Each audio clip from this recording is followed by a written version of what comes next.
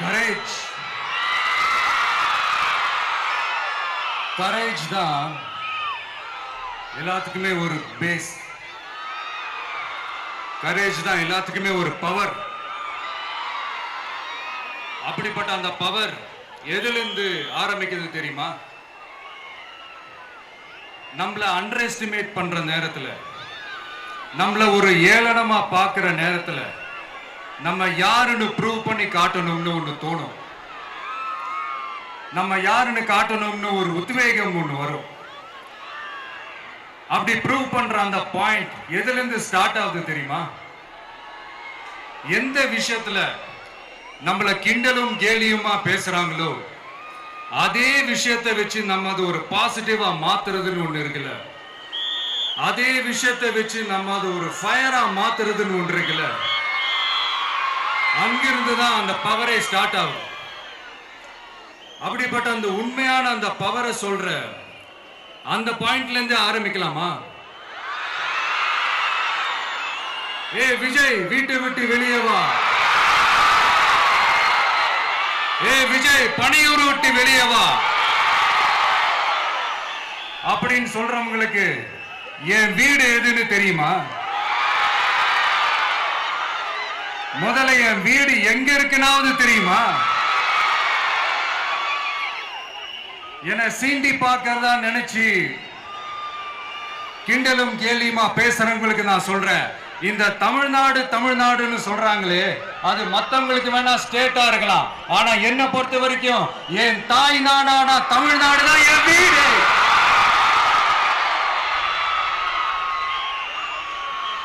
என் வீட்டுல மொத்தம் எத்தனை பேர் இருக்காங்க தெரியுமா? 8 கோடி பேர் இருக்காங்க. ஒட்டுமொத்த தமிழ்நாட்டு மக்களும் என் வீட்டு மக்கள், என் குடும்பம், என் உறவு, என் சொந்தம். எனக்கு எல்லாமும் கொடுத்த இந்த 8 கோடி சொந்தங்களுக்கு இனிமே எல்லாமுமா கூட நிக்க போறது இந்த விஜய் மட்டும்தான். தமிழ்நாட்டோட முதல் படை வீரனா, தமிழ்நாட்டோட முதல் பாதுகாவலனா அவங்க கூடவே நிக்கணும்ன்றதுதான் என்னுடைய குறிக்கோள். இன்னைக்கு இந்த விஜய், உங்க விஜய் உங்ககிட்ட ஓட்டு கேட்டு மட்டுமே வரல, உங்ககிட்ட நீதி கேட்டும் வந்திருக்கிற. ஆக்சுவலா உங்களுக்காக நீதி கேட்கறதுக்காக தான் நான் அரசியலுக்கே வந்தேன். ஆனா இன்னைக்கு நான் உங்ககிட்ட நீதி கேட்கறதுக்காக வந்திருக்கிறேன். இந்த விஜய் என்னங்க தப்பு பண்ணா? தன்னை நேசிச்ச தன்னுடைய மக்களுக்காக அரசியலுக்கு வந்தா, அது ஒரு தப்பா?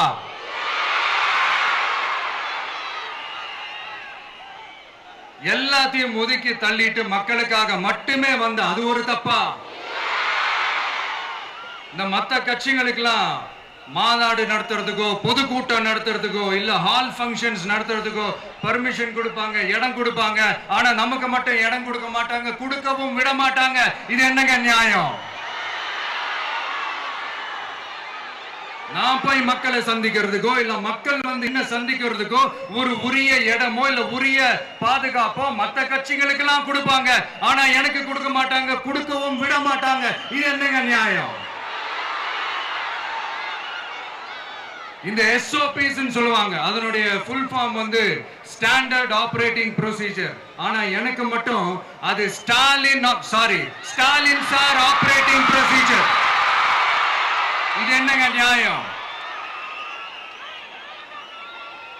இந்த விஜய் உண்மையானவன்றது உங்க எல்லாருக்குமே தெரியும். நமக்கு எதிராக சதி செய்யறது யாரு, நமக்கு எதிராக சூழ்ச்சி செய்யறது யாரு, நமக்கு எதிராக பழி போடுறது யாரு, யாரெல்லாம் ஒன்னா சேர்ந்து இதெல்லாம் செய்யறாங்கன்றது உங்க எல்லாருக்குமே நல்லா தெரியும்.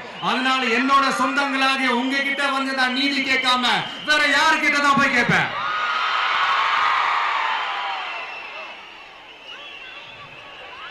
செல்ஃபே எடுக்காத ஒரு கூட்டணி கணக்கு, செல்ஃபே எடுக்காத ஒரு அறத பழைய அரித்மேட்டிக் கணக்கு, இதெல்லாம் வேலைக்கே ஆகாது. ஆணித்தரமா அடிச்சு சொல்றேன். அப்புறம் இந்த காசு கொடுத்து ஓட்டு வாங்கிடலாம்னு கனவு காண்றாங்கல்ல, அதுவும் இந்த விஜய் வந்ததுக்கு அப்புறம் நடக்கவே நடக்காது.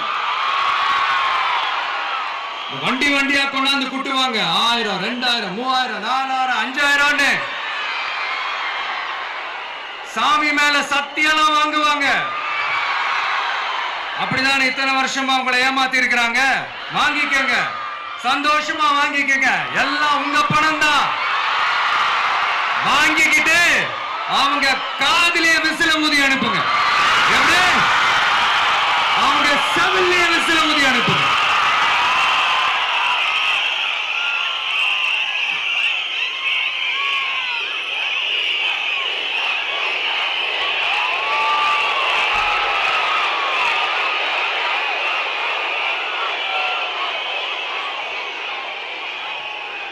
அடுத்து நம்மளுடைய ஜென்சி அடுத்த இளம் தலைமுறையினருக்கும் நான் சொல்லணும்னு நினைக்கிறேன். இந்த பணத்தை கொடுத்து ஏமாத்தி ஓட்டு வாங்குற அந்த கலாச்சாரம் ஒழியணும். பணத்தை கொடுத்து ஏமாத்தினா ஏமாறுவீங்க. உங்களை தான் கேட்கிறேன், பணத்தை கொடுத்து ஏமாத்தினா ஏமாறுவீங்க? எல்லாரும் கொஞ்சம் கை இப்படி வைங்களேன் எனக்காக.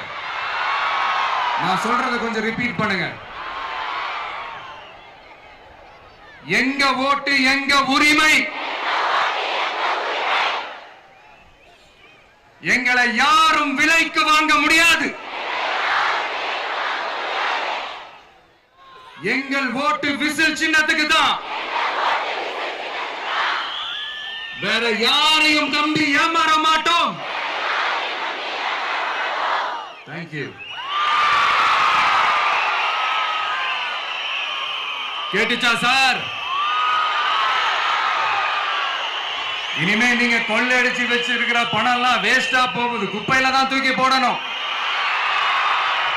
உங்களுடைய இந்த ஊழல் ஆட்சியும் மக்கள் குப்பையில தான் தூக்கி போட போறாங்க. அடுத்து ஒவ்வொரு வீட்டில் இருக்கிற என்னுடைய குட்டி நண்பா நண்பீஸுக்கும் நான் சொல்லணும்னு நினைக்கிறேன். வீட்டில் டிவியில உட்கார்ந்து இந்த பிரச்சார மீட்டிங் எல்லாம் பார்த்துட்டு இருப்பீங்க. உங்களையும் உங்களுடைய ஃபியூச்சரையும் மைண்ட்ல வச்சுக்கிட்டு தான் நாம அரசியலுக்கே வந்திருக்கிறோம். அதனால எனக்காக நீங்க ஒண்ணு செய்யணும். தொடர்ந்து செஞ்சுக்கிட்டு தான் இருக்கிறீங்க. நான் நிறைய கியூட்டான வீடியோஸ்லாம் நான் பார்க்கிறேன். லைக் உங்க அம்மா அப்பா கிட்ட மைக்க நீட்டி யாருக்கு ஓட்டு போடுவீங்கன்னு கேட்டா பின்னாடி இருந்த அந்த பையன், அம்மா விஜய்னு சொல்லுமா, அப்பா விஜய்னு சொல்லுப்பா அப்படின்னு நிறைய அந்த கியூட்டான வீடியோஸ் எல்லாம் பாக்குறேன். அதை தொடர்ந்து தயவு செஞ்சு அதை தொடர்ந்து கண்டினியூ பண்ணுங்க. உங்க வீட்டுல இருக்கிற உங்களுடைய அப்பா அம்மா தாத்தா பாட்டி பெரியப்பா பெரியப்பா சித்தி சித்தப்பா அத்தை மாமா ஓட்டு போடுற வயசுல இருக்கிற அண்ணன் அக்கா எல்லாரையும் விசில் சின்னத்துக்கு ஓட்டு போட சொல்லுங்க.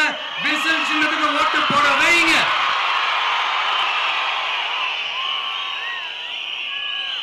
இந்த தேர்தல் நெருங்குற இந்த நேரத்தில் பொலிட்டிக்கலா ஸ்பீக்கிங் டு த பாயிண்ட் ஒரே ஒரு விஷயம் நான் சொல்லணும். நாங்க அரசியலுக்கு வந்தது எந்த கட்சியும் ஒழிக்கிறதுக்கோ அழிக்கிறதுக்காகலாம் நாம அரசியலுக்கு வரல. யார் மேலேயும் தனிப்பட்ட ஒரு வன்மமோ இல்ல தனிப்பட்ட கோபமோ அப்படிலாம் யார் மேலேயும் கிடையாது. இந்த மத்தவங்க மாதிரி இந்த வெறுப்பு அரசியல் பண்றதுக்காகலாம் நாம அரசியலுக்கு வரல. அரசியல் ரீதியா நம்மளுடைய எதிரிகள் யாருன்னு டிக்ளேர் பண்ணிட்டு தேர்தலில் நின்று ஜெயிச்சு மக்களுக்காக எங்களுடைய நன்றி கடனை செலுத்துறதுக்காக தான் நாம அரசியலுக்கே வந்திருக்கோம். Just want to make this clear. அவங்களை கேள்வி கேட்கறதுக்கு முன்னாடி அவங்களுடைய இயலாமையை மறைக்கிறதுக்காக இந்த ஏ டீம் பி டீம் இதெல்லாம் கூட சேர்த்துக்கிட்டு ஒரே விஷயத்த சொல்லி அழுகுறாங்கல்ல. என்னன்னு சொல்லி அழுகுறாங்க? அனுபவம் இல்லாதவங்களால எப்படி ஆட்சி அதிகாரத்தை செய்ய முடியும் அப்படின்னு ஒரே விஷயத்த சொல்லி அழுகுறாங்கல்ல. அந்த அழுகைக்கு நாம ஒரு பதிலடி கொடுக்கணும்ல. மக்களே, நான் உங்களையே கேட்கிறேன், தெரியாம தான் கேட்கிறேன். இந்த அனுபவம் அனுபவம் அனுபவம்னு சொல்றாங்களே, அதிகாரத்தை வச்சு மக்கள் பணத்தை கொள்ளையடிச்சதை தாண்டி வேற ஏதாவது கொம்பு முளைச்ச பெரிய அனுபவம் இவங்களுக்கு இருக்குதா?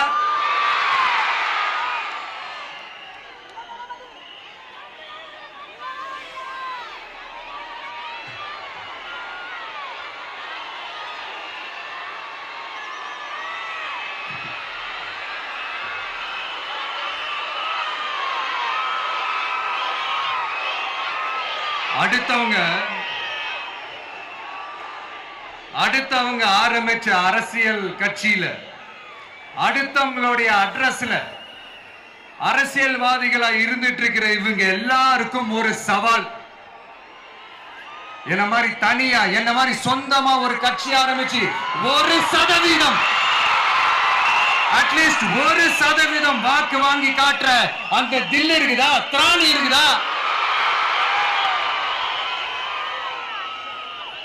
30 வருஷமா மக்கள் இயக்கமா இருந்து இன்னைக்கு மிகப்பெரிய ஒரு அரசியல் கட்சியா வளர்ந்து இந்த கூட்டணி கட்சிகள் மட்டுமே நம்பி இருக்கிற 75 வருஷ கட்சி, 50 வருஷ கட்சின்னு இன்னைக்கு ஆட்சி அதிகாரத்தில் இருந்துட்டு இருக்கிற இவங்க எல்லாரையும் மீறி இன்னைக்கு களத்துல தனியா நின்னு இந்த 2 வருஷத்துல முதன்மை சக்தியா வளர்ந்து 30% தாண்டி இன்னைக்கு மக்கள் ஆதரவை பெற்றிருக்கிற நமக்கு அனுபவம் இல்லையா?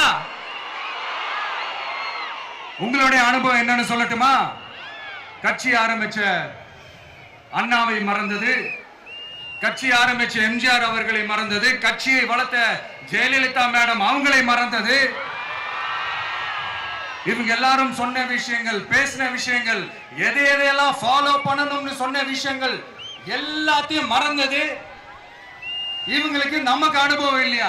நமக்கு அனுபவம் இல்லதான். கொள்ளை அடிக்கிறதுல எங்களுக்கு அனுபவம் இல்லதான். அதெல்லாம் எங்களுக்கு சுட்டு போட்டால வராது. இந்த கொள்கையை பேருக்கு மட்டும் வச்சுக்கிட்டு நேரடியா சரண்டர் ஆகிறது, மறைமுகமா சரண்டர் ஆகிறது, இந்த மாதிரி அனுபவம் நமக்கு இல்லதான். அதுவும் நமக்கு சுட்டு போட்டால வராது. மக்களை நேசிக்கிற நல்ல குணம் இருந்தா போதும்யா. நல்ல சூப்பரான ஒரு நல்லாட்சி கொடுக்கலாம். நல்லாட்சி கொடுக்கிறதுக்கு மெத்த படிச்ச மேதாவிகளா இருக்கணும்ல ஒன்னும் அவசியம் இல்ல. காமராஜர் அவர்கள் மாதிரியோ, எம்ஜிஆர் அவர்கள் மாதிரியோ மக்கள் சக்தியின் துணையால, மக்கள் மேல அக்கறையா இருக்கக்கூடிய நல்ல அதிகாரிகளின் துணையால சூப்பரான ஒரு நல்லாட்சி என்னால கொடுக்க முடியும். செஞ்சு காட்டுறேன்.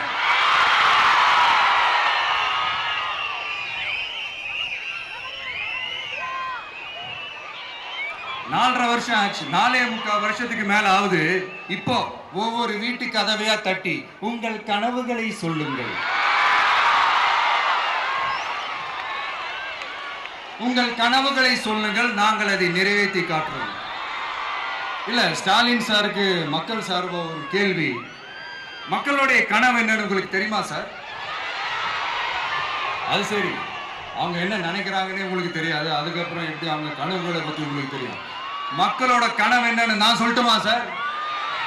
2019, 2021, 2024 இந்த 3 தேர்தலையும் மக்கள் உங்களுக்கு வாக்களிச்சதுக்கு காரணம் நீங்க மக்களுக்கு ஏதாவது நல்லது செய்வீங்கன்னு நம்பிதான். ஆனா நீங்க மக்களுக்கு கொடுத்த பரிசு மக்களுக்கு பாதுகாப்பே இல்லாத மக்கள் விரோத ஆட்சி. அந்த மக்கள் விரோத ஆட்சியை அகற்றிட்டு அந்த இடத்தில் தமிழக வெற்றி கழகத்தை ஆட்சி பீடத்தில் அமைக்கணும் அப்படின்றதுதான் மக்களுடைய ஒரே கனவு. இந்த மக்கள் விரோத திமுக அரசை நிலைக்க கூடாது அப்படின்றதுதான் மக்களுடைய ஒரே கனவு. 100% தூய சக்தி டிவிக்கு ஆட்சி அமைக்கும். அதுல உங்களுடைய கனவுகள், உங்களுடைய ட்ரீம்ஸ் எல்லாமே ஃபுல்ஃபில் ஆகும், நிஜமாகும்.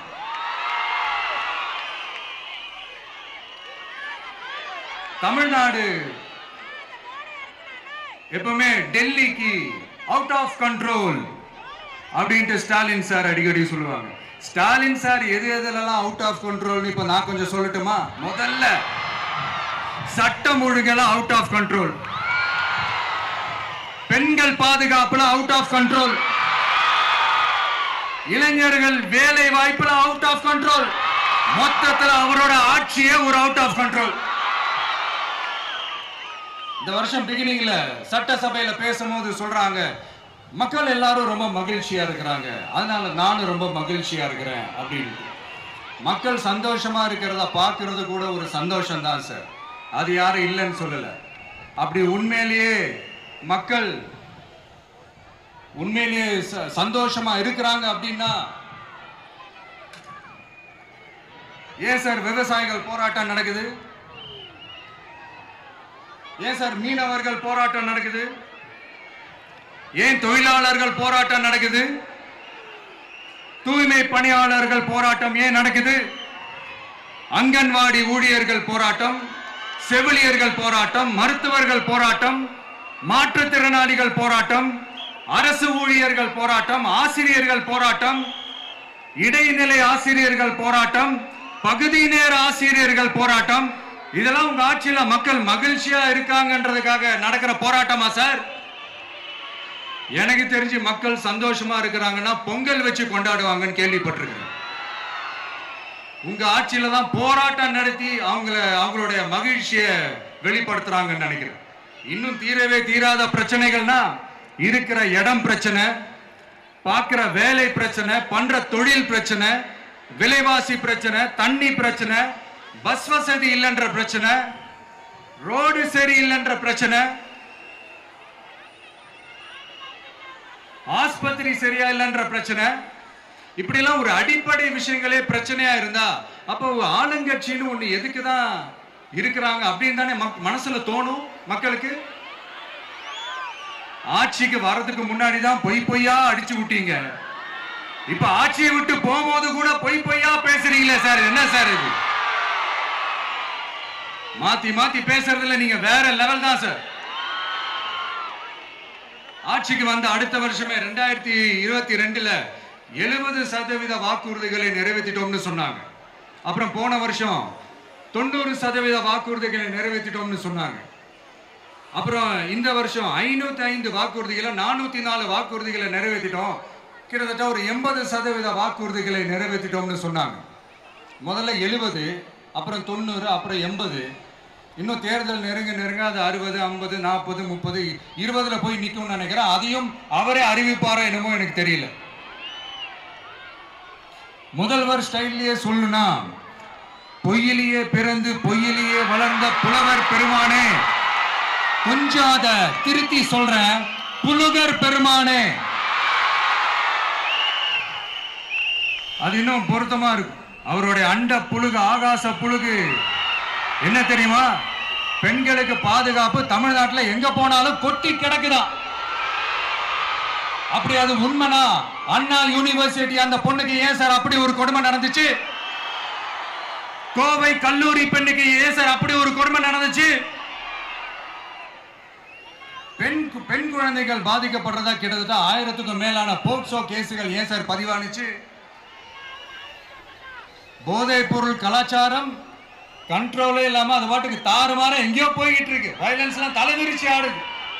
அதுக்கு ஒரு ரீசெண்ட் எக்ஸாம்பிள் அந்த ரயில்வே ஸ்டேஷன்ல அந்த சிறுவர்கள் எல்லாரும் சேர்ந்து செஞ்ச அந்த சம்பவம். சட்டம் ஒழுங்கு சரியா இருந்தா ஏன் சார் இப்படி எல்லாம் நடக்குது? சட்டம் ஒழுங்கு சரியா இருக்கணும்னா முதல்ல தமிழ்நாட்டுக்கு ஒரு டிஜிபி வேணும் சார். எங்க சார் போனார் அவரு?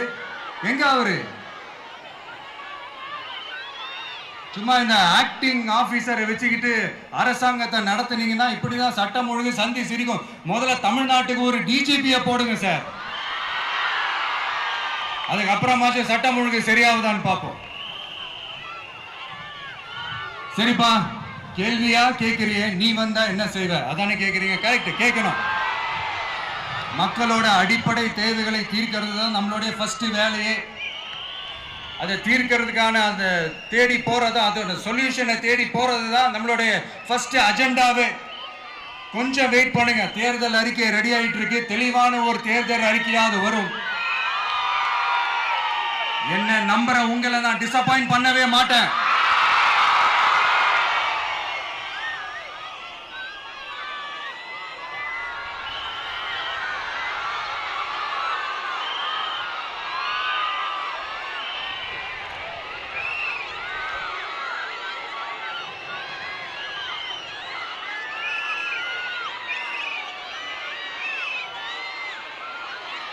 இந்த சும்மா ஆட்சிக்கு வரணும்ன்றதுக்காக இந்த நடைமுறைக்கு சாத்தியமே இல்லாத இந்த மாதிரி விஷயங்கள் எல்லாம், வாக்குறுதிகளை நான் என்னைக்குமே கொடுக்கவே மாட்டேன். அதே மாதிரி ஆட்சிக்கு வந்ததுக்கு அப்புறம் கூட அவங்க அது தரல, இவங்க இது தரல அப்படின்லாம் பம்மிக்கிட்டு இல்லாம உங்களுக்காக எந்த எக்ஸ்ட்ரீமுக்கும் போய் நான் போராடவும் தயாரா இருக்கிறேன். அதனால நான் மறுபடியும் இதை நான் ரிப்பீட் பண்றேன். இவ்வளவு நாள் இதை நான் மட்டும் தான் சொல்லிக்கிட்டு இருந்தேன். இப்ப களமே சொல்லுது, ரெண்டே ரெண்டு பேருக்கு நடுவுல தான் போட்டியே.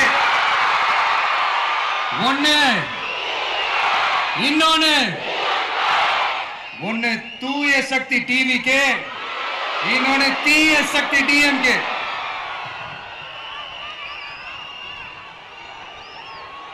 இப்ப நம்ம இந்த எலெக்ஷன் விஷயத்துக்கு வருவோம்.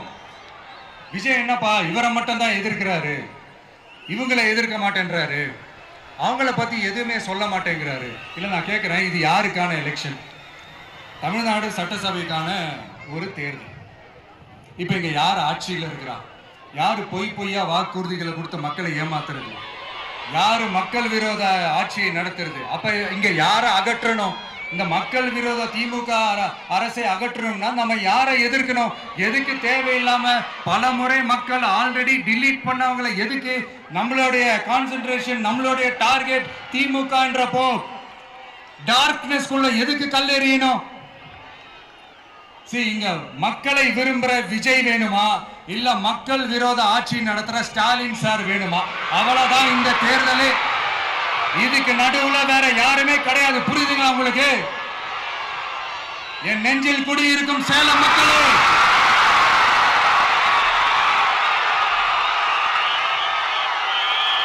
One last simple question. Vijay நம்புறீங்களா, ஸ்டாலின் சார நம்புறீங்களா? அவ்வளவுதான், முடிஞ்சு போச்சு. கதம். போர் முழக்கம் உங்களை ஒரு நிமிஷம் கூட தூங்க விடாது. இந்த போன லாஸ்ட் வீக் இந்த டிஎன்பிஎஸ்சி இந்த எக்ஸாம்ஸ், இந்த குரூப் 2 எக்ஸாம்ஸ் அதை அனௌன்ஸ் பண்ணிட்டு உடனே அதை கேன்சல் பண்ணிட்டாங்க. இது உலகத்துக்கு எல்லாருக்கும் தெரியும்.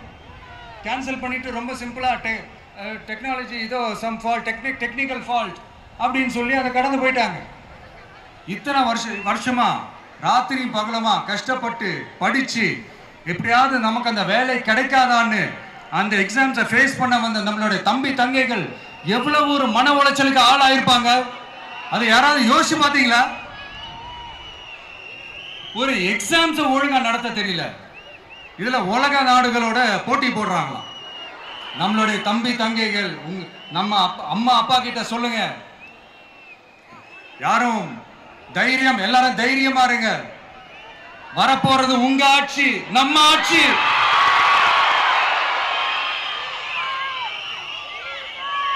அதனால இந்த மாதிரிலாம் எதுவும் நடக்காம சமூக நீதிக்கான ஒரு நல்ல ஆட்சியை அமைப்போம். இளைஞர்களின் வேலை வாய்ப்புகளை மனசுல வச்சுக்கிட்டு டிரான்ஸ்பரண்டா அதுக்கான ஒரு தீர்வை காணுவோம். நான் விக்கிரவாண்டி மாநாட்டில் பேசும்போது ஒரு பொலிட்டிக்கல் பாம் ஒன்னு சொன்ன ஞாபகம் இருக்கா? ஆட்சியிலையும் பங்கு, அதிகாரத்திலையும் பங்குன்னு ஒன்னு சொன்னேன். இப்போ அந்த பொலிட்டிக்கல் பாம் எல்லா கூட்டணியிலையும் வெடிச்சுக்கிட்டு இருக்கு, தாறுமாற வெடிச்சுக்கிட்டு இருக்கு.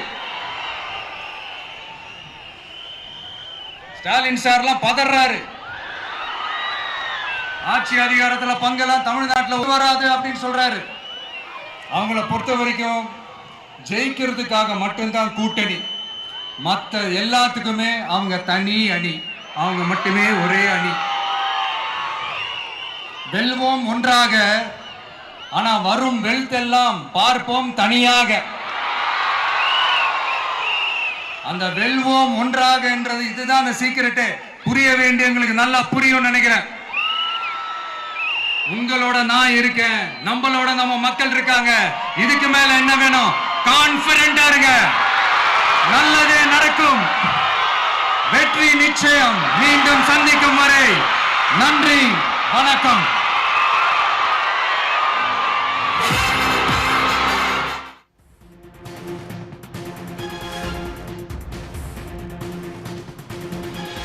உடனுக்குடன் செய்திகளை தெரிந்து கொள்ள சன் நியூஸ் பெல் ஐகானை கிளிக் பண்ணுங்க.